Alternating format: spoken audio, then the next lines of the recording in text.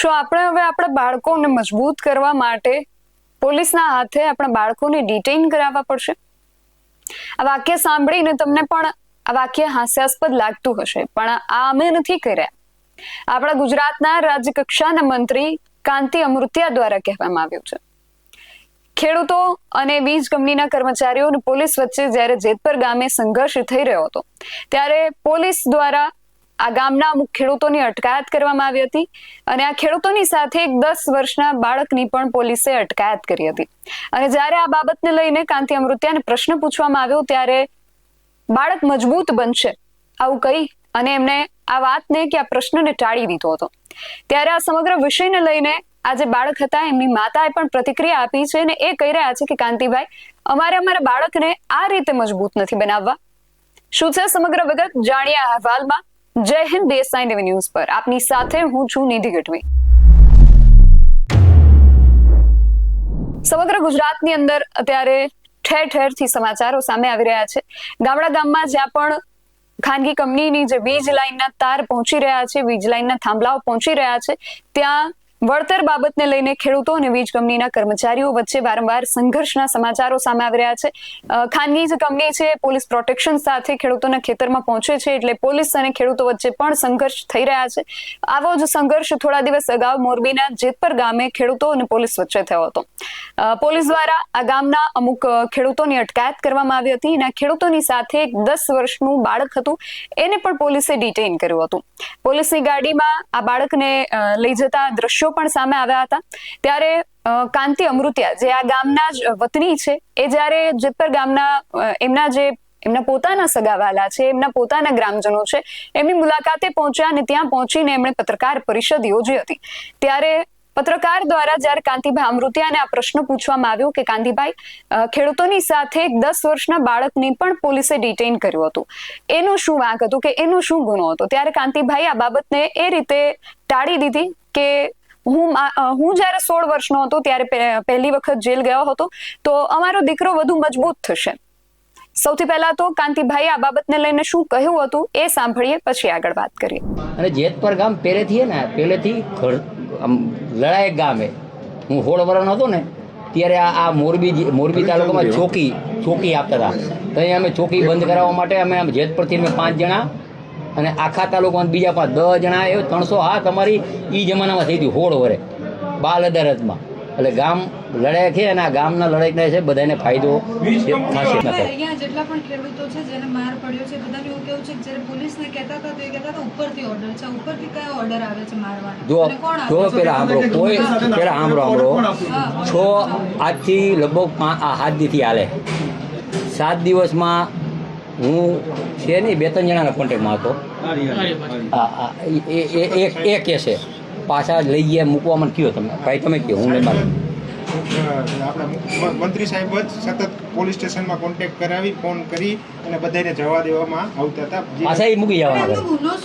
3 દિવસ પહેલા જ્યારે ખેડૂતોને ડિટેન કર્યા હતા, એક દીકરા સાથે વાતચીત કરતા કહ્યું કે આ દીકરો બાહોશ છે.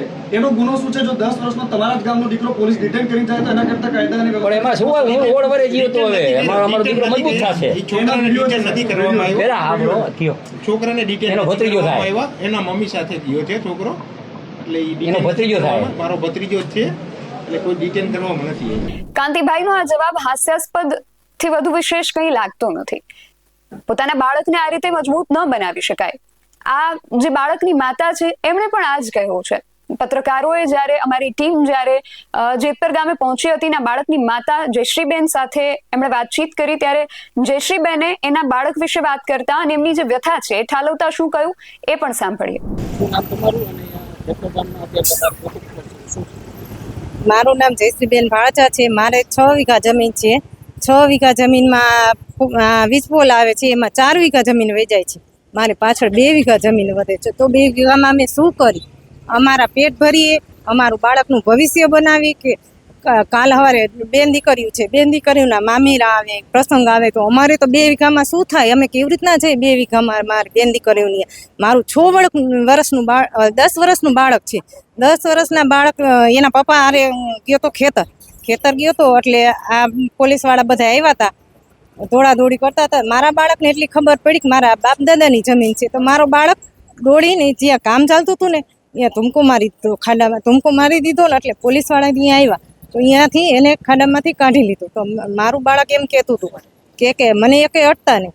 પોલીસવાળાએ એમ કીધું બાળક હોતે શું થઈ ગયું, તો એ બધાએ ડિટેન કરી અને એને બસમાં ચડાવી દીધો. બસમાં બેસાડી દીધો ને એટલે મારું બાળક બહુ જ રડતું હતું, મારા મમ્મી પાસે જવા દો, મમ્મી પાસે જવા દો.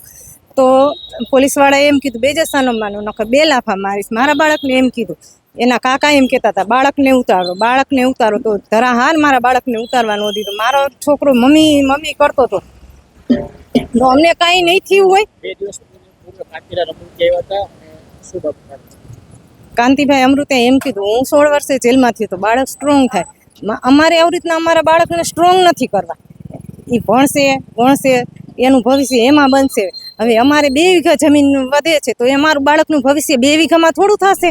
બાળકની માતાએ જે કહ્યું કે કાંતિભાઈ અમારા બાળકને આ રીતે મજબૂત નથી બનાવવું, એ તો વાત ધ્યાને લેવા જેવી છે જ. પણ બીજી વાત, ખેડૂતોની વ્યથાની પણ અહીંયા જયશ્રીબેને વાત કરી છે કે એમની પાસે માત્ર 6 વીઘા જમીન છે, જેમાંથી લગભગ 4 વીઘા જેટલી જમીન આ વીજ પોલની અંદર આવી જાય છે. હવે 2 વીઘા જમીનમાં એ કઈ રીતે પોતાના પરિવારનું ગુજરાન ચલાવી શકે, અને જો વળતર પૂર્ણ ન મળે તો એમના પરિવારના ભવિષ્યનું શું?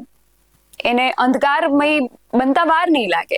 આ પ્રશ્ન જયશ્રીબેન જેવા એક ખેડૂત કે ખેડૂત પરિવારનો નથી, કેટલાય ખેડૂતો અને ખેડૂત પરિવારો છે જે આ પ્રશ્નની સામે હજુ પણ લડત લડી રહ્યા છે. અને એમનું પરિણામ શું આવશે, એમની જે આ લડત છે, એમની જે આ સમસ્યા છે, એનું સમાધાન શું આવશે, એના પર હજુ પણ એક પ્રશ્નાર્થ ઊભો છે. સરકાર આ બાબતને લઈને હજુ પણ કોઈ તટસ્થ પ્રતિક્રિયા નથી આપી રહી, કોઈ ચોક્કસ એનું સમાધાન હજુ સુધી સરકારે નથી આપ્યું. ત્યારે ખેડૂતો જે છે એ વધુ ને વધુ વ્યથિત અને વધુ ને વધુ ચિંતિત બની રહ્યા છે. અને આ ચિંતિત ખેડૂત હવે આગામી 15મી તારીખે ગાંધીનગર સુધી સરકારના કાને પોતાની આ વાત જે છે એ પહોંચાડવા માટે જઈ રહ્યા છે.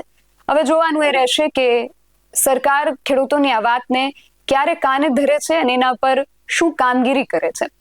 કાંતિભાઈ અમૃતિયાની આ બાળકને મજબૂત બનાવવા વાળી વાત અને બાળકની માતા દ્વારા કાંતિભાઈને જે જવાબ આપવામાં આવ્યો છે તેને લઈને તમારું શું માનવું છે, અમને કમેન્ટ કરીને તમારું મત ચોક્કસથી જણાવજો. આવા જ વધુ અહેવાલો સાથે મળતા રહીશું. તમે મારી YouTube ચેનલને સબસ્ક્રાઇબ કરવાનું અને એમને Facebook અને Instagram પર ફોલો કરવાનું ભૂલશો નહીં. બાકી અવનવી અપડેટ્સ માટે આપ જોતા રહો BSI TV ન્યૂઝ. નમસ્કાર.